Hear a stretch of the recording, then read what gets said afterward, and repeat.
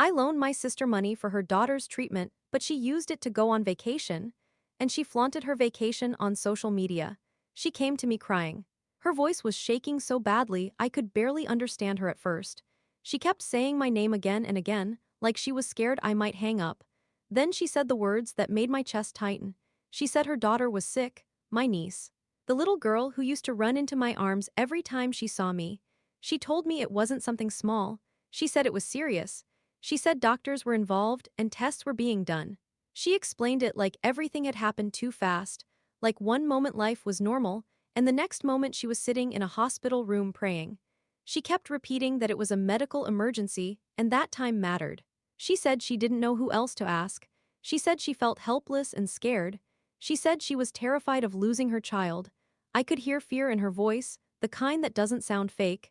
I could hear a mother breaking down. I didn't hesitate. I didn't ask for hospital papers. I didn't ask which doctor was treating her. I didn't even ask how long my niece had been sick. All I could think about was a child in pain and a sister asking for help. I sent her the money the same day, every dollar she asked for. No questions, no conditions, because that's what family does. You don't stop to calculate when someone you love is drowning. After that, things changed. My calls started going unanswered. My messages stayed on read or didn't get opened at all. Then one morning, I realized I couldn't see her posts anymore. Her profile was gone, like she had vanished. Days later, a friend called me and asked a question that froze my heart. She said, "You didn't join your sister on vacation in the Middle East." I laughed at first and told her she must be confused. But the silence that followed told me everything. That's when everything broke, because my niece was never in the hospital. My sister and I grew up close, not the kind of close where you talk every single day, but the kind where trust is never questioned. We fought as kids like all siblings do, but when it mattered, we always showed up for each other. She was older than me, and growing up, I looked up to her in ways I didn't even realize at the time. When she became a mother, that trust only grew stronger. I believed she would do anything to protect her child. I believed her love for her daughter was real and deep, and I never imagined she would lie about something involving her own kid. That thought never even crossed my mind. As adults, our lives went in different directions. I focused on my career and spent years working long hours. Slowly, I built a stable life. I wasn't rich, but I was comfortable. Comfortable enough to help if someone I loved truly needed it. She knew that about me. So when she called me that day, I didn't question why she came to me. She told me hospital bills were piling up fast. She said insurance wasn't covering everything. She made it sound urgent, like waiting could make things worse, like every hour mattered. I remember sitting there after the call ended, staring at my phone. My hands were shaking and my mind was racing. All I could see was my niece's face, her laugh, her energy. The idea of her suffering made my chest hurt. When I sent the money, I felt relieved. Not because I spent it, but because I felt like I had done something meaningful. I felt like I had stepped in when it counted. I told myself the money didn't matter. What mattered was her health. What mattered was family. I even felt quietly proud of myself, not for helping financially, but for not hesitating. I believed I did the right thing. I believed any decent person would have done the same. At that moment, I had absolutely no reason to doubt her. After I sent the money, I started checking in regularly. At first, it was simple messages asking how my niece was doing or if there were any updates from the doctors. The replies came back short and vague. She kept saying my niece was okay and still under treatment, but nothing more. Her messages felt cold, casual, almost careless. There was no emotion behind them, no details that a worried parent usually shares. I noticed it, but I told myself she was exhausted. Hospital life drains people. Stress changes how you talk. I tried calling her one evening, but she didn't answer. I tried again the next day, and still nothing. When she finally replied, it was hours later with a single sentence, like my concern was an inconvenience. Something didn't feel right, but I pushed the feeling away. I didn't want to be suspicious. I didn't want to question a mother who was supposedly watching her child suffer. I told myself this wasn't about me. Then I noticed something strange. I opened social media and went to her profile to check if she has shared any details there, but it wasn't there. I searched her name again, thinking it was a glitch. Nothing came up. I tried from another account and still nothing. That's when the truth hit me slowly and painfully. She hadn't disappeared, she had blocked me. My stomach twisted, but even then, I made excuses for her. I told myself she needed privacy. I told myself she didn't want questions or sympathy. I convinced myself she was overwhelmed by hospital rooms and doctor visits, so I kept trusting her. I kept waiting. I kept believing that everything would make sense soon. I had no idea I was already standing at the edge of something that was about to change how I saw my own family forever. A few days later, the worry started eating at me enough that I couldn't sit still anymore. I decided to visit her house. I didn't tell her I was coming. I told myself it wasn't about suspicion. I told myself it was about care. I just wanted to see my niece, even if it was for a minute. When I pulled into her street, everything looked normal. Neighbors were outside. Kids were riding bikes. Life was going on like usual. But when I stopped in front of her house, something felt off immediately. The driveway was empty, no car, no lights inside. I rang the doorbell and waited. Nothing happened. I rang it again, longer this time, and listened closely. Still nothing.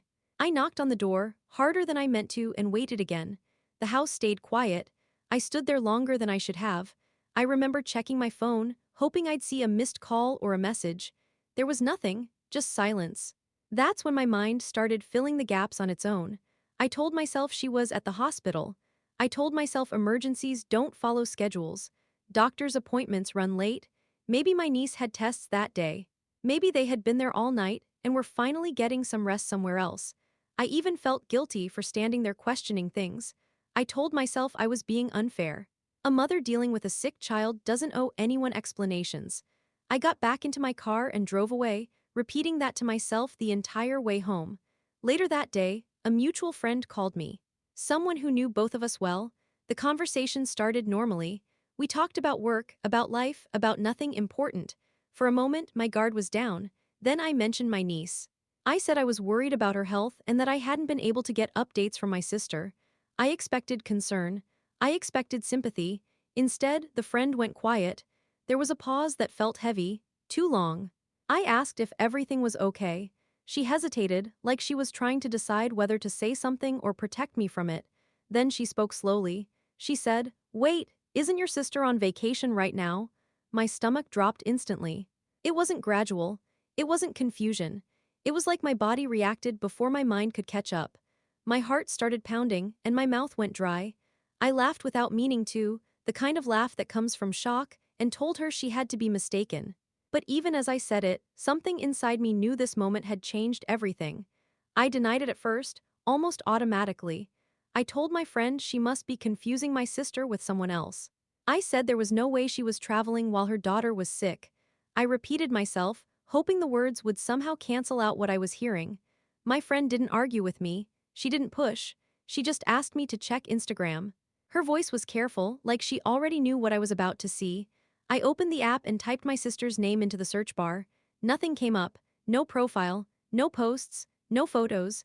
I refreshed the page, still nothing. That's when the realization hit me slowly and painfully. She hadn't disappeared. She hadn't taken a break. She had blocked me.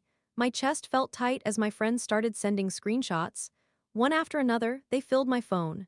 A photo at the airport with her friends, smiling wide. A story of a plane wing in the clouds. A caption about finally getting away. Then came the hotel photos. A luxury suite. A view of the city. Shopping bags laid out on a bed.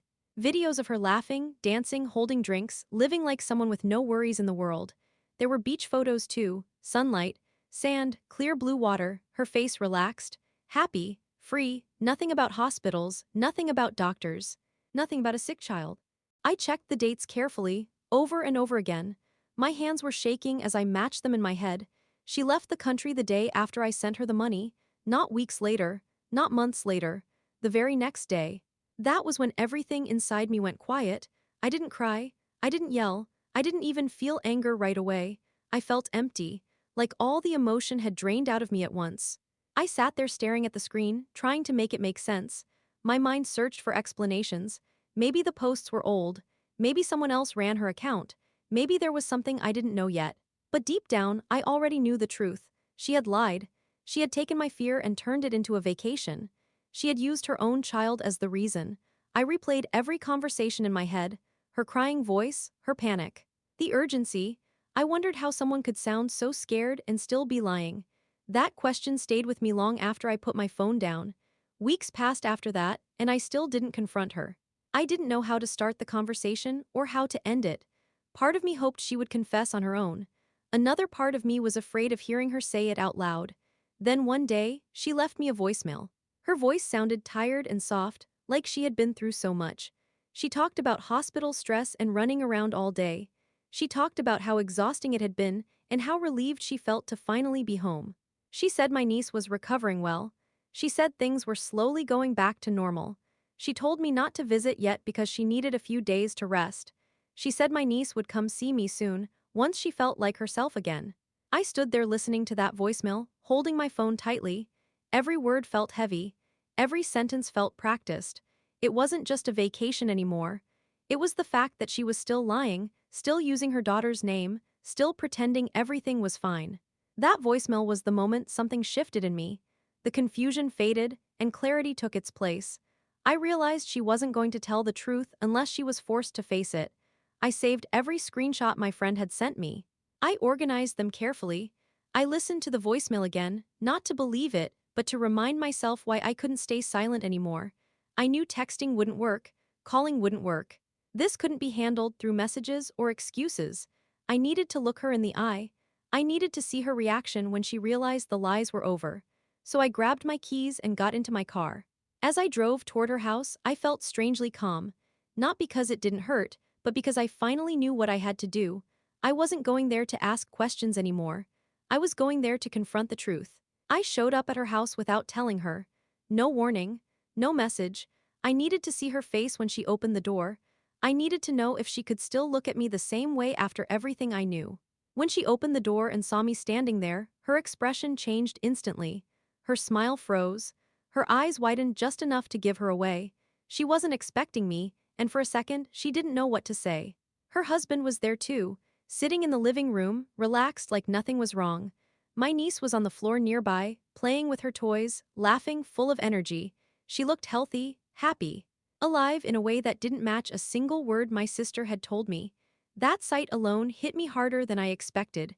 There was no hospital smell, no medical equipment, no signs of illness. Just a normal home and a normal child. Everything my sister described didn't exist at that moment. She could tell something was wrong. I wasn't smiling. I wasn't asking how anyone was doing. I walked in slowly and asked her to sit down. Her husband looked confused but followed along. I didn't raise my voice. I didn't yell. I simply asked one question. I asked her why she blocked me. She tried to answer, but the words came out messy. Excuses, stress, needing space. That's when I pulled out my phone. I showed the screenshots one by one. The plane tickets, the airport selfies, the hotel suite, the beach photos. The videos of her dancing and laughing while I was worrying about her child. Her husband leaned closer, trying to understand what he was seeing. His face changed as the dates became clear. Confusion turned into disbelief.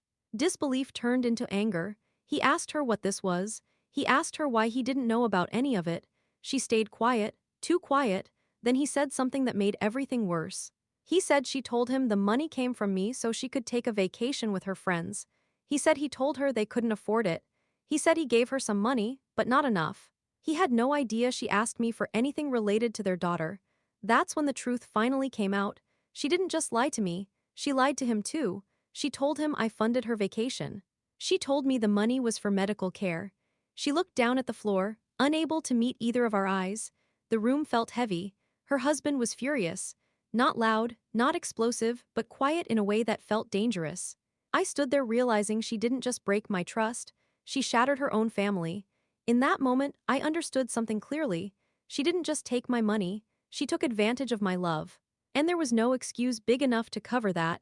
Betrayal feels different when it comes from family. It doesn't hit all at once. It sinks in slowly, like something heavy pressing on your chest long after the moment has passed. When a stranger lies to you, it hurts. When family does it, it changes how you see everything. Trust breaks differently when blood is involved. You don't just lose faith in the person, you lose the memories you built with them. You start questioning moments from the past, wondering what was real and what wasn't. What hurt the most wasn't the money. I could earn that back. I could recover financially. That was never the issue. What hurt was the lie about a sick child. Using fear, using love, using a mother's role as a shield for deception. Every time I thought about my niece lying in a hospital bed, I felt sick. Every time I remembered my sister crying on the phone, I felt angry all over again. That image of fear was fake, and realizing that broke something in me. I learned something painful but necessary. Loving someone doesn't mean trusting them blindly. Family doesn't get unlimited access to your heart just because you share blood. Boundaries aren't cruel, they're protection. I realized that day that helping someone shouldn't come at the cost of your dignity. You can care deeply and still ask questions. You can support someone and still expect honesty. I didn't lose money that day. I lost the sister I thought I had, the version of her I trusted, the version of her I defended without question. And accepting that loss took longer than accepting the truth. Some relationships don't end with a fight, they end with clarity. And that clarity hurts, but it also frees you from being used again. If you're listening to this and something feels familiar, you're not alone. Many of us want to believe family would never hurt us, but sometimes the people closest to us are the ones who test us the most. Helping a family is a beautiful thing, but it should be done with wisdom. Love shouldn't make you blind to red flags. Caring shouldn't mean ignoring your instincts when something feels off.